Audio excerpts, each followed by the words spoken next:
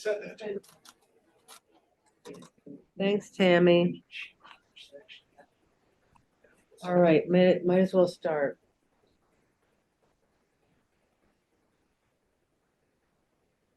Ready? Yes, So one short of a quorum. yes, and I'm gonna move the mic very close to you, Bruce. All right. People have a hard time hearing.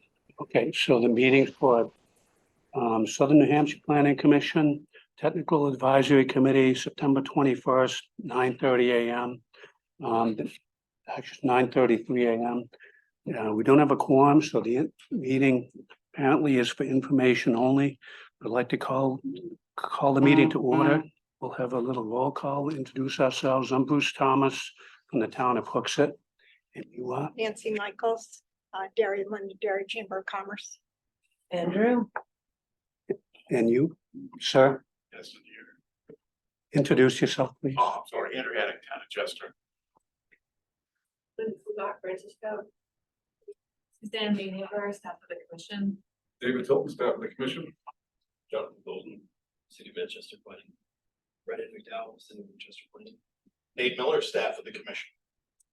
Elizabeth Roby, town of Hooksett. Mike Wayne, Manchester Transit. Adam Lasney, staff of the commission. And we And have, Sylvia Von Aulock, I'm with the commission as well.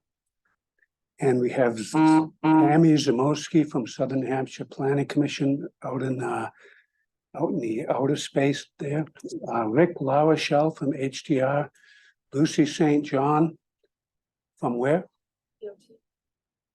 DOT, Hampshire DOT. thank you. And Kristen Clark, City of Manchester, Vanessa Partington from the DES, Ricky DeCilio from NHDES. George, introduce yourself. George Cirrus, Town of Derry. Good morning. And we have somebody else from the town of Londonderry. From Londonderry, I wonder if you could introduce yourself? Hi, I'm Mike Pazigian. I'm the GIS manager. We could not hear you at all. Mike Pazigian. I'm the GIS manager. Could you put your name in the chat?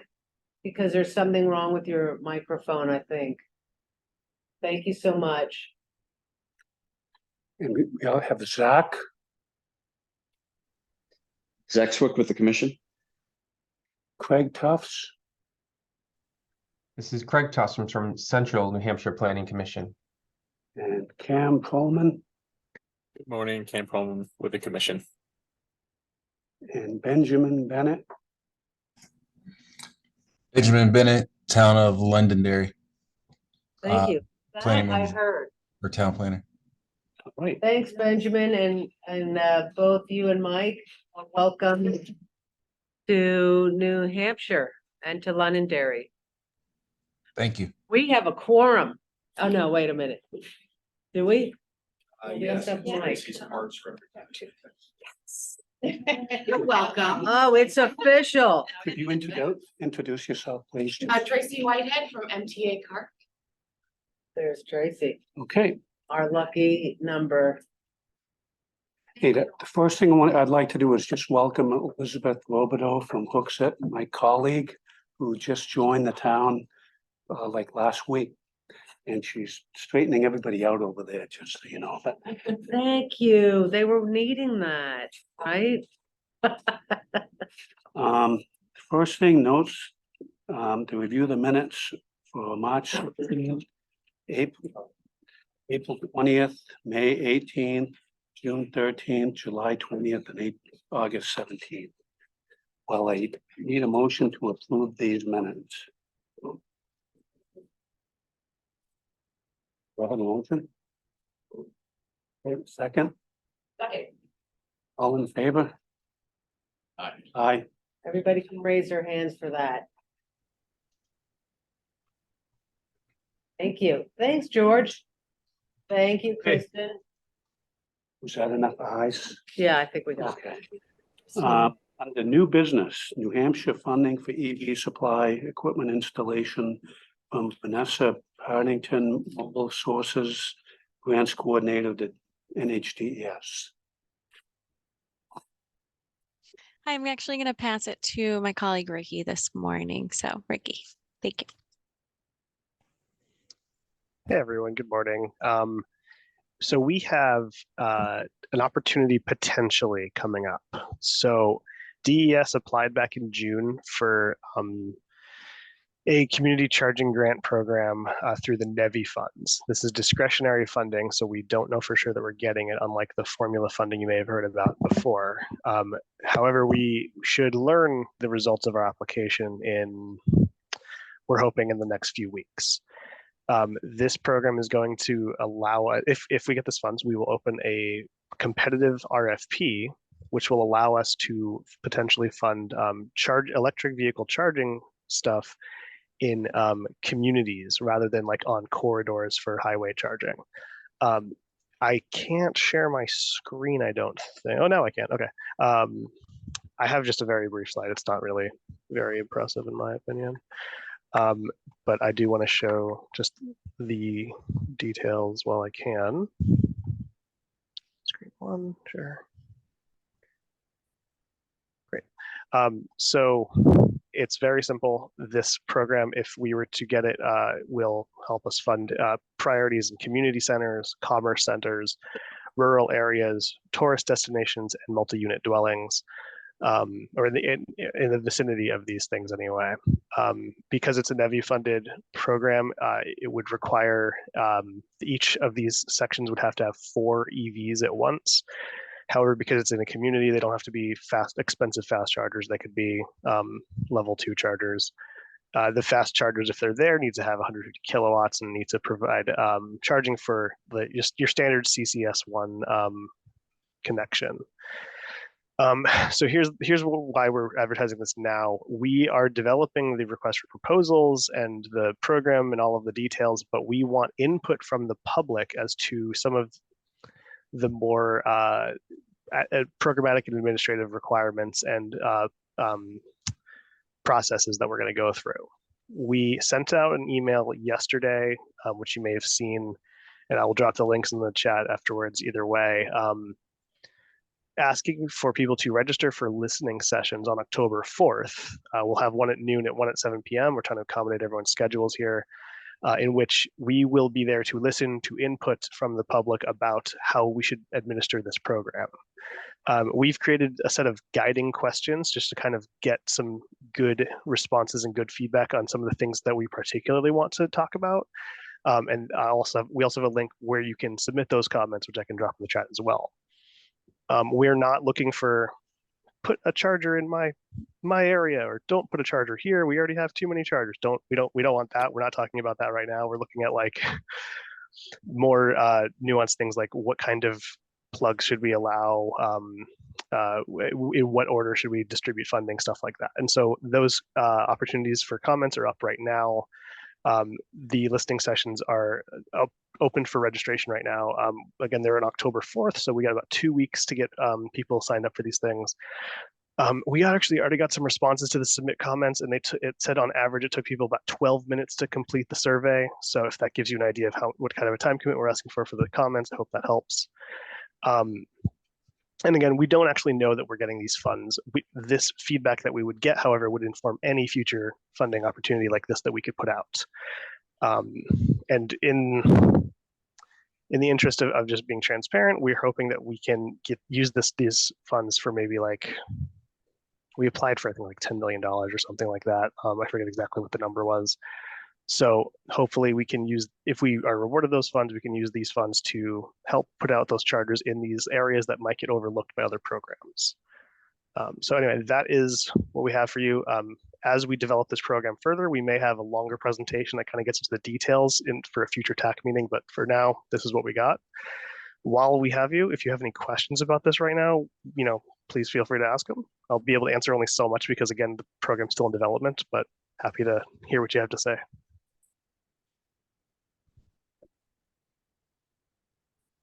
Okay. Anything else? Ricky, I have a question. Maybe you could stop sharing for a minute and then we could see the full group. Thank you. Can you send us like a blurb and dates and the survey link via email, and we can, if we don't already have it as part of our next media blast, we can get it out. Yeah, I think one just went out to the executive director yesterday, but I can send this out to you directly if you'd like. Thank you. Thank you. Does anybody have any questions?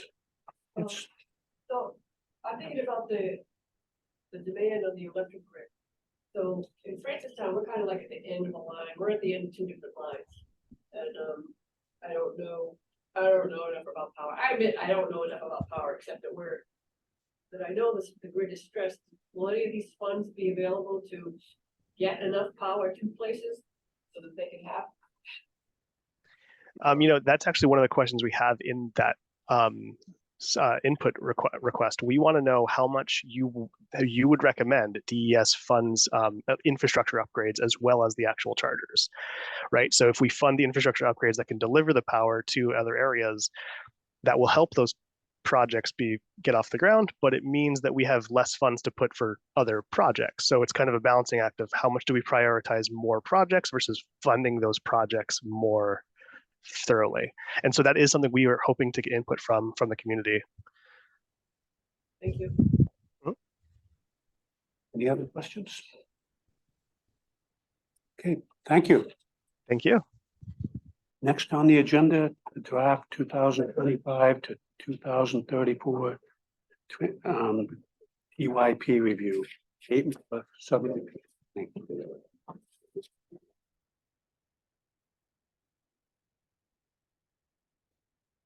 Good morning, everyone.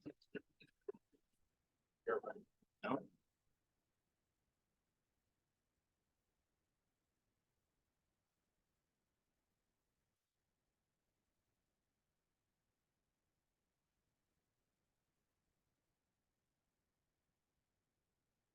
Can everybody online see this in full screen mode? Yes. All right. Yes. Okay. Yes. All right, so today I'm going to walk through the draft 2025-2034 10-year plan. I'm going to focus really on the projects and programs that most impact our region. And you're getting my read here. There's a lot more that's not in this presentation today that I would encourage you to do your own review of the draft 10-year plan, but hopefully you'll get a pretty good idea of what impacts are for our through this presentation. I showed this slide in pretty much every time we talk about the TIP or the 10-year plan or the long-range metropolitan plan. This is how it all fits together here. And what we're talking about today is that blue box. So in New Hampshire, in a lot of states, projects just go from the metropolitan long-range plan into what we call the TIP towards construction. In New Hampshire, we have this special medium-range plan under state law called the 10-year plan. And what makes the 10-year plan notable is that once a project goes into the 10-year plan, it is a state level funding commitment to bring that project to construction. The metropolitan long range plan has to be fiscally constrained, but it's not necessarily a funding commitment. So once something advances into the 10-year plan, that essentially is a state level funding commitment for that project. And that's what makes the 10-year plan notable. And because we have this 10-year plan, our TIP, our Transportation Improvement Program, essentially reflects the first 4 years of the 10-year plan. So today we're talking about that blue box, the 10-year plan. The 10-year plan was released, 2 weeks ago now by New Hampshire DOT. It does reflect the increased federal funding formula levels from the Infrastructure Investment and Jobs Act, what we call the IIJA, also known as the Bipartisan Infrastructure Law or Bill. If you see BIL and you see IIJA, they mean the same exact thing. It's the same legislation under two different names. But that legislation did result in increased formula funding to New Hampshire, actually to all 50 states, New Hampshire being one of those. That is included in this 10-year plan. So the 10-year plan is constrained to those IIJA funding levels. But at the same time, some project costs. The project costs in the 10-year plan have increased. They've increased due to inflationary factors. Primarily, there are the contractors are experiencing some labor shortages of their own, which is driving costs up, as well as material costs for these transportation projects. So we've got increased revenue, but we've also got increased project costs offsetting that increased revenue. I'm going to hide these floating meeting controls again. They keep popping up. So as a result of those inflationary factors, this 10-year plan assumes a 3.7% per year inflation rate, which is up from the last 10-year plan, which assumed 2.8%.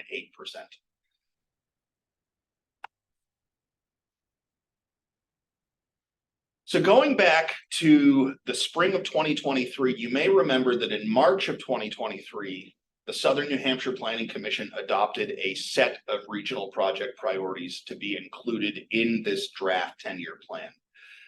As always, the new projects go to the back of the line in the 10-year plan. So the new projects that we are including here are being programmed right now in the out years, the 2 out years of the 10-year plan, those being fiscal 33 and 34. Those priorities are the New Hampshire 101 Engineering Corridor Study update that is included in this 10-year plan as we expected. It is project 13692F, and it's programmed for $457,000, which is exactly what we put forward.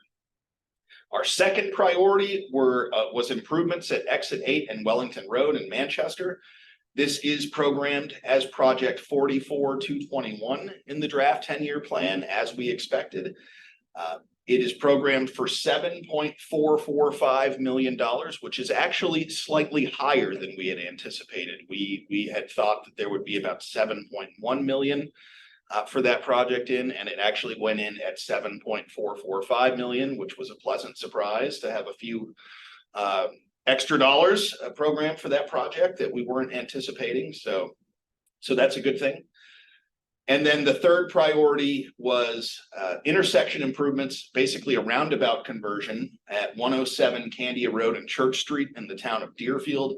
That is also included as expected in this draft 10-year plan. It is now listed as project 44223, and it's programmed for $3.029 million, which is exactly what we expected. So we've worked closely with New Hampshire DOT on this whole project prioritization process for this 10-year plan, and it has worked very well. So we appreciate the partnership of our friends at New Hampshire DOT, and we appreciate seeing our regional project priorities reflected in the 10-year plan as they were put forward by our commission back in March.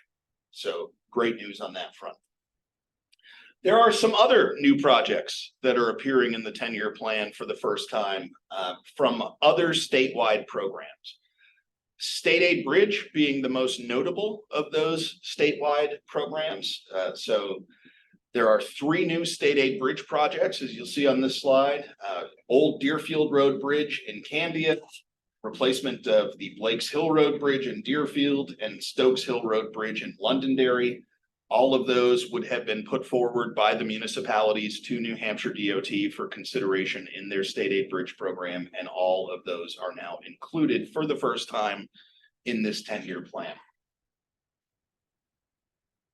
A few other new projects appearing for the first time in the 10-year plan.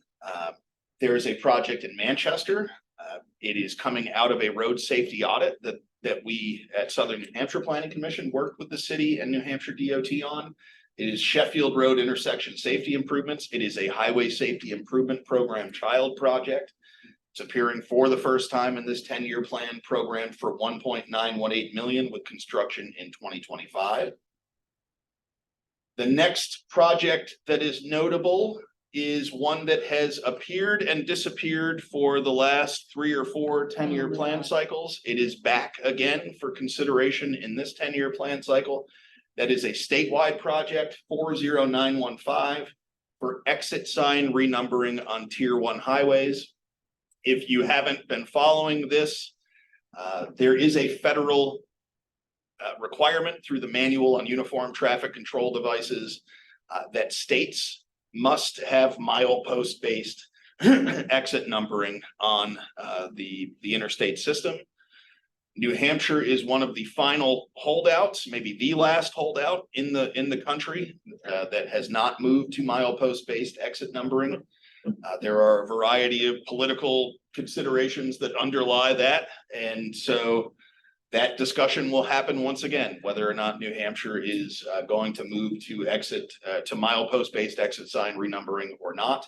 It is included in this draft 10-year plan. Whether or not the executive counselors or the legislature will remove it, as they have done in previous cycles, remains to be seen. But for now, it's in the draft 10-year plan. Has anything changed that they would change their mind about the numbering? I think my sense is that New Hampshire DOT wants to demonstrate that they're being responsive to the federal requirement by putting it forward, and that, you know, the decisions that are made by elected officials are out of DOT's hands. Yeah. Windham 40663. This is a project that you may remember from a few 10-year plan cycles ago. This is a corridor study, an engineering study of improvements on Route 111 in the town of Windham. That we last saw this project in the fiscal 19 to 28 10-year plan. It was subsequently delayed. It is now off the shelf and moving forward and underway as we speak. And in this 10-year plan, this corridor study of 111 is expected to be complete in fiscal year 2025. So that's a snapshot of the other new projects that are appearing in our region for the first time in this 10-year plan.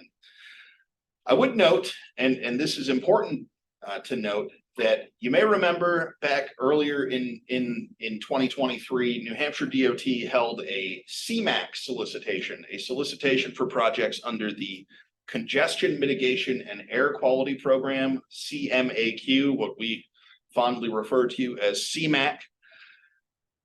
As a result of that CMAQ solicitation, New Hampshire DOT had recommended that all of the non-electric vehicle related applications statewide be included in the draft 10-year plan. So for our region, that included 4 projects. It included the construction of 3,800 feet of sidewalk on Old Bedford Road in the town of Bedford. It included phase 7 of the Londonderry Rail Trail. It included improvements on Mammoth Road in the city of Manchester, which included signal optimization, some intersection improvements, filling some gaps in the sidewalk system on Mammoth Road, variety of things under the umbrella of that Mammoth Road project in Manchester. And then it included a project that's actually sponsored by New Hampshire DOT to do signal optimization on a couple of state corridors, those being 102 in Londonderry, 111 in Windham, and also US 1 in Seabrook, which is outside of our region, but was under the umbrella of that project. We had anticipated that all 4 of those projects were going to be included in the draft 10-year plan. They are not. So while those recommended CMAQ projects were anticipated to be included, they're not included in the draft document. And the reason for that is that members of the Executive Council wanted additional time to review and consider those projects before endorsing their inclusion in the 10-year plan.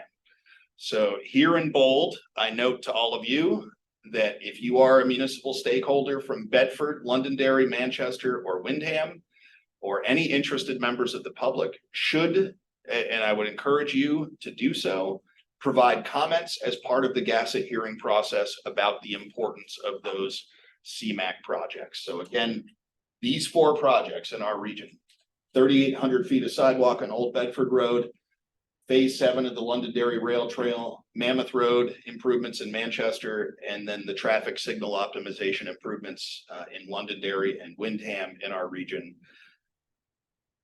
They'll need some advocacy from municipal stakeholders and the public. I think there is an expectation that those projects will ultimately be included in the 10-year plan, But ensuring that your executive counselors are aware of the importance of those projects will help go a long way to making sure that they are ultimately included. What's the timing of, like, how are you able to provide comments to them? Or, like, when is the hearing process? Stay tuned. Okay. I will be Thank you. covering that in a couple slides. So excellent question. And you'll learn more shortly. Thank you. The turnpike system. So the toll revenue models for the turnpike system, and just as a reminder, the turnpike system in New Hampshire, here in the southern part of the state, the F.E. Everett Turnpike, the Spalding Turnpike, those are managed as essentially as an enterprise. The toll they're supposed to be self-sustaining based on the toll revenues that the state receives. The idea here is that the state will not need to rely on federal formula funding to supplement toll revenues to make improvements to the turnpike system. So essentially, the turnpike program is largely constrained to the toll revenues that are actually collected in the turnpike system. And those toll revenue models are presenting some challenges for the state, as they have since COVID started. The COVID-related travel patterns are still lingering in the turnpike system, and that is affecting the toll revenue models. And those toll revenue models are pointing to some constraint issues that DOT needs to respond to. And DOT is responding to that essentially by, unfortunately, some additional delays in some turnpike projects in the region, especially the bigger ticket turnpike projects in the region. So the first one of those is the forthcoming project to improve the Bedford Mainline Toll Plaza on the F.E. Everett Turnpike. Those toll booths will be going away. They'll be replaced by all electronic tolling. And that project, which we had anticipated going sooner, is now going to be delayed until fiscal 25 and 26. So it's going to be a couple of more years of wait until we see those Bedford Toll Plaza improvements coming to fruition. Similarly, exit 6 and 7 on 293 in Manchester, exit 7 construction now delayed to start 2032, and then exit 6 now delayed until 2034. So I think in the current 10-year plan, what was it, 2029 and 2031, something like that. So they're getting pushed out multiple years again, both exit 6 and 7, as a result of those toll revenue constraints. The Nashua Merrimack Bedford project, which is the F.E. Everett widening, that will go from basically the merge of the F.E. Everett and Bedford all the way to exit 8 in Nashua. You will see that construction in the far northern end of the project is ongoing right now. So the construction of the project is underway. The completion of that project, especially in the town of Merrimack, is now going to be extended to 2031. So I think I believe that's a 3-year extension of the completion of the construction of that project. So yes, a portion of that project is underway right now, but the finish line for that project is going to be a few years farther out than we had anticipated. And again, all of these turnpike project delays are as a result of those toll revenue models. Some other highlights of the draft 10-year plan are Route 3 widening project in Bedford, which has been a focus of the commissions for a number of 10-year plan cycles now. Construction is getting delayed 1 year, so it's 2026 to 2029 in the current 10-year plan. It's fiscal 27 to 2030 in the proposed 10-year plan. Part of that delay may be as a result of the project funding being increased. DOT is increasing the project funding by about $1.5 million for that. That's likely a combination of their most current cost estimate for the project as well as inflation factors. It's a big project, so inflationary factors start to total real money. And so an additional $1.5 million is now in that project, but the offset of that is that construction is being delayed 1 year.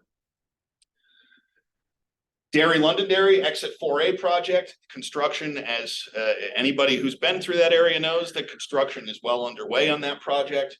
The project is going to be completed in phases. There's an A project, a B project, and a C project. I think Sinead Road is the final phase of that project, and that is scheduled to be completed now. The full project scheduled to be completed in 2027. So, project's underway, and it's moving forward. Construction is happening, and so that's the current timeline in this 10-year plan. Hooksett, the reconstruction and widening of US Route 3 from Route 27 to Alice Avenue, something that Bruce knows well and that I know well as well. I'm on the committee for that project. Construction has been delayed in this 10-year plan to fiscal 27 to 29. It's not that nothing's happened with that project. Toby Reynolds and the team at New Hampshire DOT are well into the engineering process, and they're working towards a preferred alternative. And that engineering process is continuing. So that construction schedule is based on where the project is at this point in time.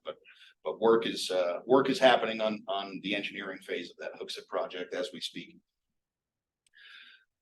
Londonderry 41593. This is the intersection improvements at Route 28 and 128, something that's a project that was a focus for us in the last 10-year plan cycle when we added supplemental funding to it.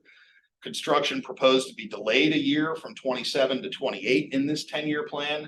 But similar to Bedford, DOT has increased the funding for the project by about $850,000, most of that likely due to inflationary factors.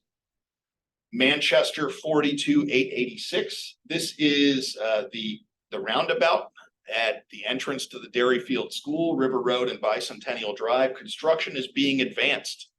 I think it's right now scheduled for 27 and 28. In this 10-year plan, construction is proposed for 25.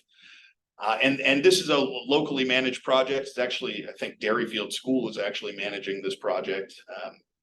And that likely is a result of wherever they're at on the readiness side of that project. So Could you repeat what you just said about 27? yeah, so I think right now, and I'd have to look at the current 10-year plan, I want to say that this project is scheduled for construction in 27.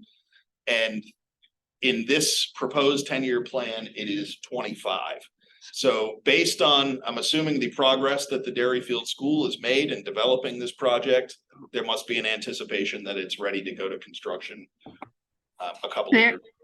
Just as that they are hiring the DOT to manage it for them. Basically. Okay, so DOT is managing it for them. There you go. Okay. Yeah, but it hasn't started, so it's pretty aggressive. Yeah. So we'll see.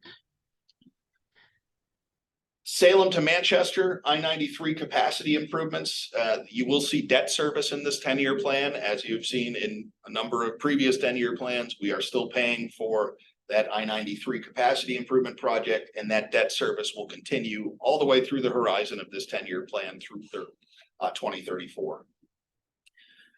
In Ware, there is a project. It is a state aid, well, it's partially state aid bridge, partially federal funded now. That 14,338 number is a very old project number. So this is a project that went into the plan a long time ago. I believe it was a different bridge at one time. I think on Lull Road, perhaps. It is now, it has a different scope. It will be the replacement of the River Road Bridge in Ware over the Piscataquag River. And it looks like all systems are go on that project. Construction is being advanced to 25 and 26 for that project in Ware. Transit considerations, and Mike is here and he could speak to this as well if he'd like to after, but the draft 10-year plan does include all of the expected federal funding that we anticipate that support both Manchester Transit Authority and CARTS services in the region. So there's no surprises there. Those show up as programmatic projects for MTA's 5307 funding, 5310 funding, and 5339 funding. So you'll see three different entries for MTA based on the FTA funding source that they received that supports their transit services. And so they're no surprises. What's in the 10-year plan is exactly what we anticipate there. I would note that New Hampshire DOT deserves a significant amount of credit here for working with regional coordinating councils around the state, including our regional coordinating council here that in what we call the Region 8 Coordinating Council.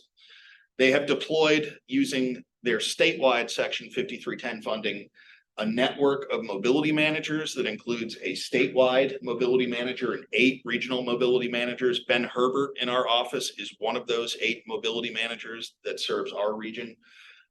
And that process is starting to pay dividends and has worked really well so far. And so kudos to DOT and their rail and transit folks for being so supportive of that statewide effort. Lastly, the state budget this year, the fiscal 24-25 state budget did include $2.3 million in state level operating support for transit. That is up from about 400,000 in the previous budget. So a $1.9 million increase in state level operating support for public transportation services. It was a big effort by the transit community in New Hampshire to work with the state legislature to make that happen. And it's exciting news, I'm sure, for MTA, for CART, and for all the transit providers around the state. So that is a bit of welcome news there that will help our transit providers match the federal funding that is coming into them through the IIJA. Kristen, getting to your questions.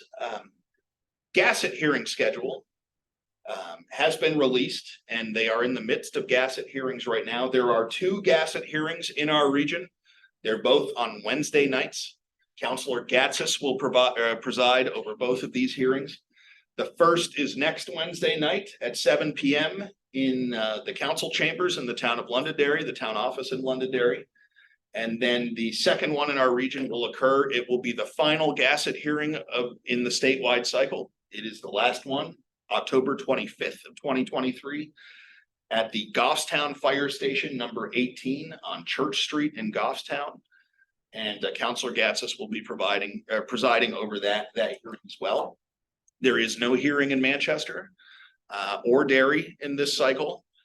And so Londonderry and Goffstown will be the nearest opportunities for anybody in our region to participate. There are hearings happening all around the state. So just because something's not in our 14-town region, please feel free to go on to that DOT's 10-year plan website, look at the entire schedule of Gasset hearings. I think there's one in Hampstead. I think there are other ones that are not too far away from us that are in different regions of the state, but please do look at that entire cycle. Yep, Sylvia. For those who are new to the discussion and to TAC, especially some of our virtual folks, could you explain a little bit more what Gasset is? Gasset is the Governor's Advisory Commission on Intermodal Transportation. It is comprised of 6 people. Those 6 people are the 5 executive counselors in New Hampshire, as well as the Commissioner of Transportation. So it is Bill Cass, our commissioner, as well as the 5 executive counselors. I believe Commissioner Cass's seat is now non-voting. That was changed a couple of years ago. So it's largely, Gasset essentially is the executive council. And their role in the 10-year plan process is to hold all of these hearings, hear feedback, take the draft 10-year plan. They will make some changes to it based on the feedback that they hear at these hearings. And ultimately, they will finalize their version of the 10-year plan, probably in late November, early December timeframe. And then by the end of the calendar year, they will send their version of the 10-year plan to the governor. The governor then will take his time and review the 10-year plan and make any changes that he sees fit to the 10-year plan. Once the governor's finished with his version of the 10-year plan, it will go to the state legislature, where it starts in the House Public Works and Highways Committee. They will hold a public hearing through their normal legislative process. It will make its way through the House. The House will make changes as it sees fit, and then it will make its way to the Senate Transportation Committee, where it will go through the same process. Ultimately, at the end of all of that, hopefully by the end of June 30th of this fiscal year, the 10-year plan will become law. However, it's amended by Gassett, the governor, the House, and the Senate. All of those changes will result in a final 10-year plan that is the law of the land in the state of New Hampshire until the next 2-year process happens. So New you have Hampshire to DOT attend in person to be able to make any comment on the 10-year plan? Is that Stay tuned. at one of those hearings? Yep, stay tuned. I will, that's the next slide, actually. New Hampshire DOT does have a 10-year plan survey out. There's a little screenshot of it on this slide. They are, as they have done for, I think, the last 2 10-year plan cycles now, it's an online survey to help gather public opinion related to the draft 10-year plan. We obviously would encourage anybody to take that survey. So all of you here as TAC members, all of our MPO members, please spread the word about the survey if you are willing to do so. You can find a link to the survey right on New Hampshire DOT's 10-year plan website. That's a big, long link. But if you just go to Google and type in New Hampshire DOT 10-year plan, the first link will be to that webpage. You can click on that, and I think at the top of the webpage is the survey itself right now. So, or a link to the survey itself. So please do take the 10-year plan survey and share your thoughts about what you think should happen with transportation in the state of New Hampshire and what you think the state's priorities should be. Oops. And then lastly, Kristen, if you can't make it to the Gassett hearings or provide input through that mechanism, you can always provide written comments on the draft 10-year plan. Those written comments can be submitted to Bill Watson, who is the administrator of the Bureau of Planning and Community Assistance. He does accept email comments, and his email is william.e.watsonjr@dot.nh.gov. So feel free to email Bill Watson with your comments.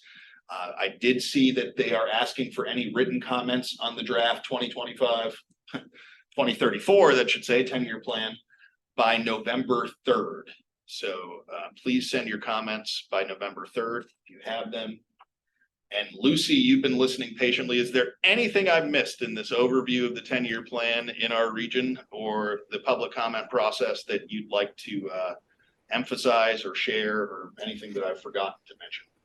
No, thank you, Nate. I think you did a great presentation there. I included all the information. Besides, I mean, I would encourage you to share the survey with family and friends. It's not just for TAC, it's for the general public. The purpose is to, receive input on the range of subject matters that are included in there, and, guide the DOT in future plans as well. So it's a very useful document for us. So, and as you said, written comments, we've had 8 public hearings and there's a total of 25. So there's plenty of opportunity for the public to participate, and we encourage everybody to do so. So if you have any questions, I'm happy to answer them.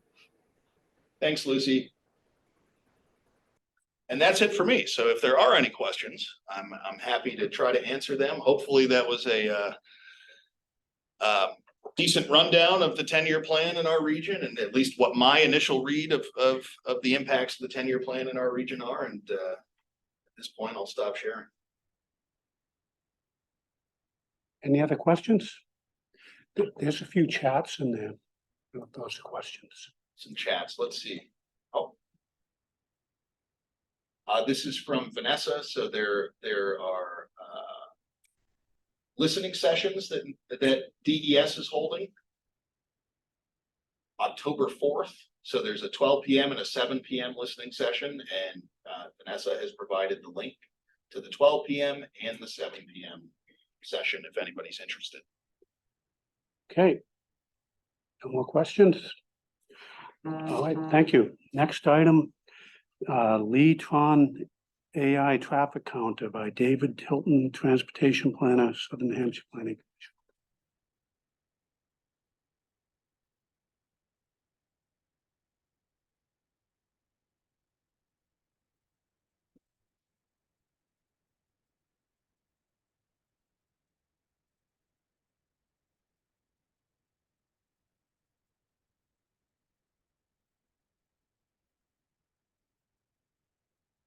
All right, good morning. Can everyone see my screen in presentation mode? Yes. All right, thank you. Now, good morning. My name is David Tilton. I'm a transportation planner at the Southern New Hampshire Planning Commission. And this morning, I'd like to give you all a brief presentation on our newest traffic counting device, the LeeTron Artificial Intelligence Counter. So the LeeTron counter is a non-intrusive traffic counting device. What this means is it allows us to count, classify vehicles, and collect speed data without having to enter the roadway. This is accomplished by a mounted camera and machine learning algorithms that recognize the vehicles and place them into FHWA's 13 vehicle classification scheme. The name of the company that invented the LeeTron is LeeTron Vision. The founder and inventor is Terry Lee, and this is a local-based company that is based out of Concord, New Hampshire. We first became aware of these type of traffic counting devices at New Hampshire DOT's traffic counting workshop last April. New Hampshire DOT has purchased and used these counters in the past couple of years, and they asked Mr. Lee to present to the workshop. After the presentation in the workshop, we became interested in looking into purchasing a non-intrusive traffic counting device. And after much research into the different devices that are out in the market right now, their capabilities, their limitations, we decided to follow through with the purchase of a LeeTron counting device in June of this year. I believe currently we are one of 3 RPCs in New Hampshire that have purchased and are utilizing these devices. So what are some of the benefits of the LeeTron traffic counting device over pneumatic tubes? As you may be aware, whenever we select and place tubes at a study location, staff has to get into the roadway. We're securing the road tubes on the left-hand side into the roadway using masonry nails, dragging the tubes across the road and connecting them to our counters. This has to be done during the setup process and the breakdown. Some roadways, that's not an issue. There's plenty of shoulders. There's room on the sides. Other roadways, high volume roadways that may not have much of a shoulder, it's a bit of an uncomfortable experience for staff and for the motorists traveling through. When staff are on the side of the road, we take every precaution and use other staff, brightly colored clothes like that, cones to help the motorists see us. But ultimately what will happen is if we're in a tight situation, motorists will have to cross travel lanes to make room for us. This can create conflicts between other motorists and disrupt traffic flowing through the counting location. So besides safety, which is the most important benefit of the LeeTron, because when we're setting up the LeeTron counter, staff doesn't need to enter the roadway at all.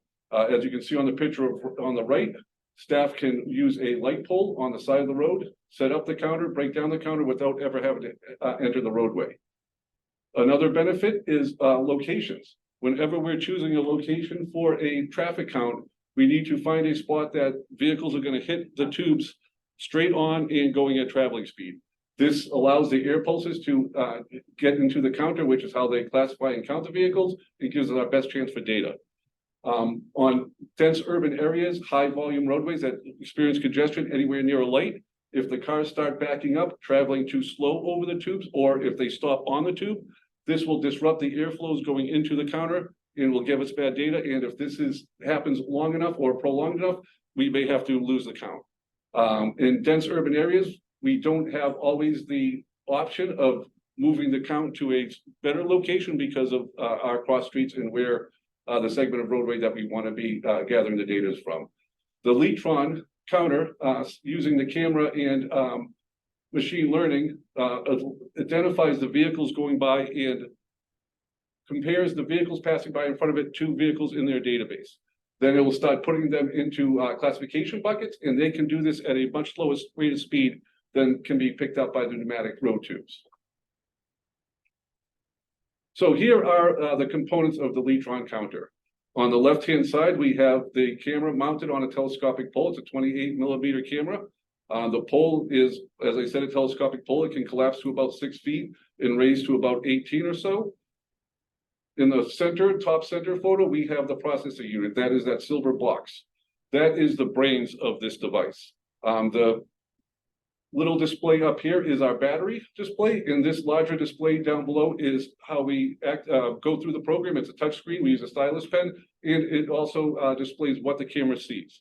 This is extremely helpful for positioning the camera and for validating that the LeeTron is classifying vehicles properly before we walk away from it. Down below, that beige box below the silver box, that is the external battery. The LeeTron processing unit itself has about 58 hours of continuous battery life. When we plug in a fully charged external battery, that bumps that up to 168 hours of battery life, which allows us to get a full week's worth of data collection. Once we're there to retrieve the blocks, we bring it back in, we plug the external battery in the processing unit into our charging ports. Within 6 to 8 hours, it's fully charged and ready to be deployed again. And another benefit of the LeeTron is its versatility. Generally, we try to attach it to streetlights, telephone poles, things of that nature, but it can also be attached to metal posts that are used for street signage, as seen here on Route 111 in Wyndham. So some of the features that really drew us to the LeeTron device are illustrated here. In the top right corner, this is the western edge of the Queen City Bridge in Manchester. The LeeTron is able to accurately classify and count up to 4 lanes of traffic. Supposedly it can even do more, but on the website it says up to 4. This location here, if we were going to count this using pneumatic tubes, we would have to take a set 2 tubes, nail them into the far side, drag them all the way across the road, nail them into the side closest to us, and attach a counter on each side of those tubes to get an accurate count and classification. Now, this, as many of you are probably aware, it's a very high speed, high volume roadway. We would be in the roadway numerous times, nailing the tubes in, crossing the road, and also doing that during the retrieval. Plus, we would have to use 2 counters. The LeeTron device, we can attach to a telephone pole, never have to enter the roadway, and all those tubes and counters that we don't have to use at this location now can be used at other locations. The LeeTron device can also count and classify in all types of weather conditions, as illustrated in this photo down here in the bottom right-hand corner, at night during a intense fog. It can also count and classify at night without ambient light. And this is a still shot from one of our locations that we've done over the past summer. And here is a video. This is what we see when we're in the ground setting up the camera. So right now we have attached all the components to the light pole. We've positioned the camera the way we want it so it can grab all 4 lanes of traffic. And we're now waiting for the LeeTron to start classifying the vehicles. So we're watching a little progress bar on the display screen down below, and we're watching that fill up. Once that fills up, then it will start classifying the vehicles. It happens about the 2-minute mark in this, and I'll fast forward in a second. But what the machine is doing right now is it's learning where the travel lanes are, and it's starting to identify the vehicles and match them with the different classification schemes. Once it has done that properly, a picture of each vehicle will show up at the bottom with a number superimposed over them. That is their classification. So let me see if I can get.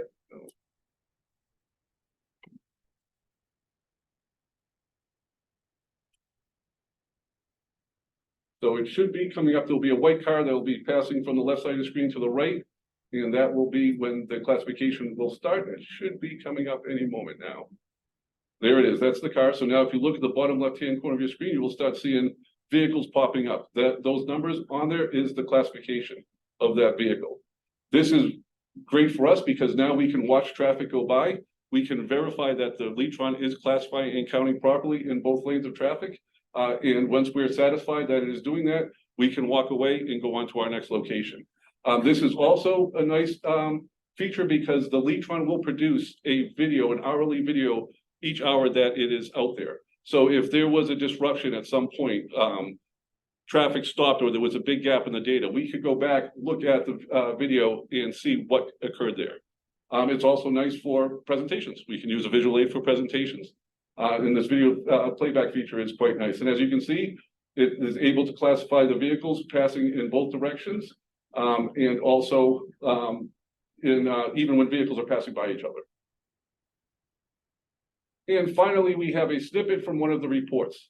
Up at the top here is our station information. This is what we input when we're setting up the LeeTron. And here we have a per vehicle report. So each vehicle that goes by is timestamped and information is collected on each of those vehicles. So on August 23rd, starting at midnight, vehicle 9,157 went by the LeeTron. It was traveling westbound.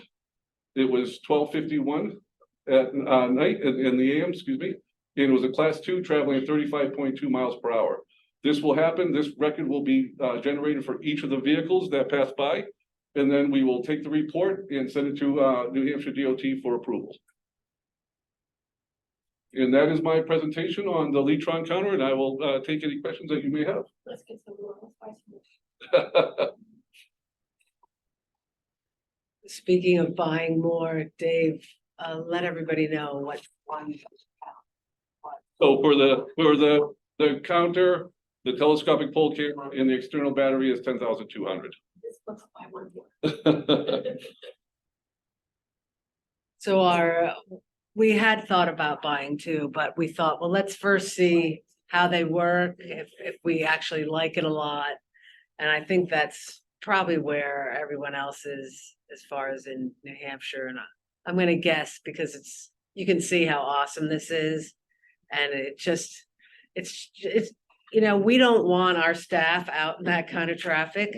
Yet there's often we have requests for information on that kind of traffic. And so this has just been really great. And it's so awesome that the people who created this, developed this tool are right up the road. And they've been already, had a couple of times sessions where they, worked some issue out. And so it's really great. I see Mark has a hand up. Video camera. All right. Yeah, I think we lost that camera. You go down to the bottom left where it says start video. All right, thank you. There we go. Hey, David. Hi, Mark. Question for you. The output that you're getting from the LeeTron, is it directly directly input into MS2, or do you have to manipulate it somehow before you send it to DOT? The only thing we have to do is we take off the first day and the last day, the setup day and the breakdown day. And we add a 4-digit directional number at the end of the station ID. Besides that, it's an MS2 format and it's ready to go. Perfect.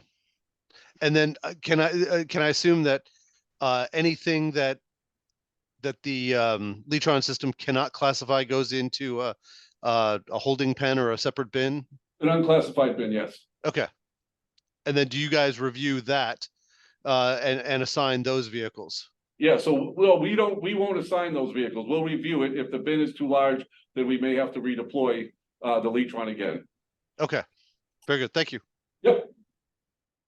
Is it, a couple of questions. Is it intelligent enough to recognize the same car? So 9157? No. If you drove by it all day, it would just be a per vehicle record for each time you drove by. Yeah. Well, that's what we're having internal discussions now. It produces, when we're downloading it, it's a lot of data to download. Yeah, so I think, over the winter, we'll start talking about we'll review the data. If there's nothing wrong with the data, we may save a sample video just so we have something. But the rest of them we'll delete because we're gonna fill up our servers quickly through the course of a year of. No, I was just so my mind jumped to other applications. I'm like, that's great CCTV, like for Amber alerts and things like that, because that's very clear. Yeah, and a feature that Mr. Lee is working on for the future is able to use the LeeTron to identify micromobility users. So people on scooters, pedestrians, bicyclists. They would also, you could set it out, you could grab your vehicle traffic and also pedestrian traffic, bicyclists, anything all in one fell swoop. That's super. Yeah. Which will come in really handy when you have an event. We're gonna have a Pathways to Play event in New Boston on the 30th. And one of the things we wanna do is see how people are going to move right in the town center. And so we're gonna be doing that by hand. We're just gonna be, we're the machine, in other words. But if we had something like this that had those capabilities, it would get it all in one fell swoop and it would be awesome. So. Way to the future. Here it is. Yeah. And like I said, the most important, keep staff out of the roadway. And when you're standing on the side of the road, the amount of people who drive by looking in their laps it's disturbing. Yeah. Could you use this at a four-way intersection to catch traffic going in all four directions? Yep, yeah, it would classify, it would capture but it wouldn't tell you which way they're going. I mean, well, you could get it in east-west. I don't think we have a four directional option on it. So when we're setting it up, we can set it up for 1 lane in each direction, 2 lanes in each direction. We can set it up for 3 and 1.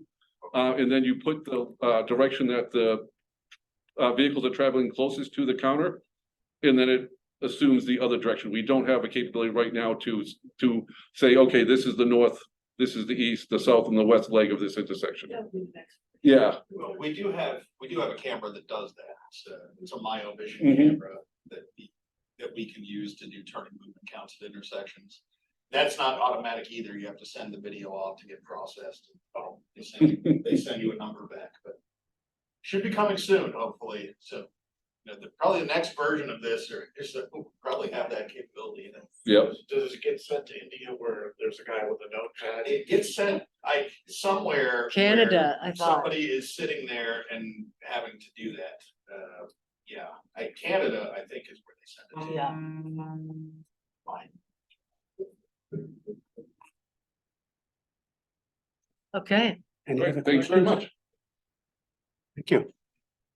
Any other business? any other business? Are we missing anything, Nate or staff? No, I think that's it. Thanks, everybody. I have a motion to adjourn. Second, See you next month. all in favor? Aye. All right. Thank you.